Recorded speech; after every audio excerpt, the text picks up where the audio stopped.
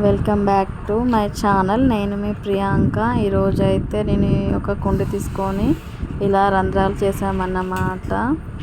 ఇంకా ఇందులో పాలకూర గింజలు పెడదామనేసి, ఇంకా చూడండి మీకైతే మట్టి చూపిస్తున్నాను. ఈ 4 రంధ్రాలు చేసిన ప్లేస్లో ఒక 4 రౌతులు పెట్టుకున్నాను. ఎందుకంటే వాటర్ అనేవి మనం ఇందులో యాడ్ చేస్తాం కాబట్టి ఆ కింది నుంచి వాటర్ వెళ్ళిపోతాయి. అందుకని ఇలా చేసామన్నమాట. ఇంకా చూడండి మట్టి అయితే వేస్తున్నాము ఇందులో. మా ఛానల్ని ఎవరైనా కొత్తగా చూస్తున్నట్లయితే ప్లీజ్ లైక్ చేయండి, కామెంట్ చేయండి, మా ఛానల్ని సబ్స్క్రైబ్ చేసుకోండి. చూడండి మీకైతే సీడ్స్ చూపిస్తున్నాను. మ్యాక్స్ సీడ్స్ పాలకూర గింజలు అన్నమాట. ప్యాకెట్ తెచ్చేసుకున్నాము మేమైతే. ఇంకా చూడండి ఇందులో మట్టి యాడ్ చేస్తున్నాం కదా. ఇంకా కుండీలో మా ఛానల్కి సపోర్ట్ చేయండి ఖచ్చితంగా.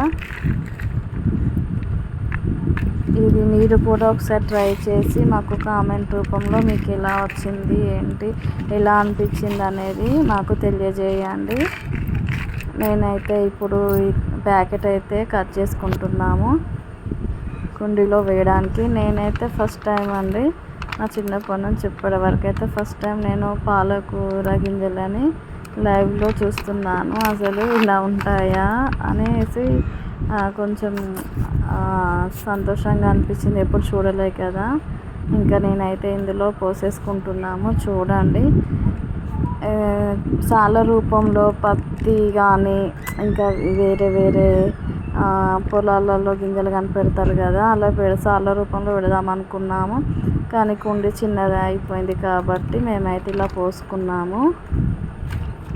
చూడండి మీరైతే ఖచ్చితంగా ఇలా ట్రై చేసి మాకైతే కామెంట్ రూపంలో తెలియజేస్తారని మేము అనుకుంటున్నాము.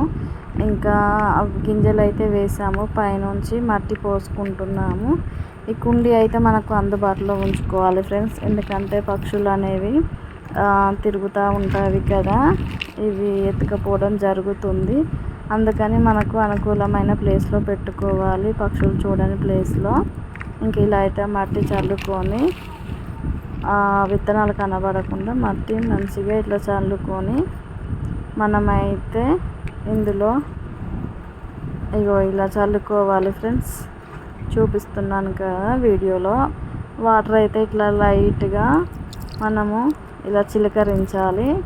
ఎందుకంటే ఒకటేసారి పోసేసుకున్నాం అనుకోండి ఆ విత్తనాలు అనేవి ఒక పక్కకి వెళ్ళిపోతాయి అన్నమాట, సరిగా ఉండవు. అందుకని ఇలా చేసేసుకోండి. నచ్చితే మా ఛానల్ని లైక్ చేయండి, షేర్ చేయండి, కామెంట్ చేయండి. మీకు ఎలా కుదిరిందో చెప్పండి.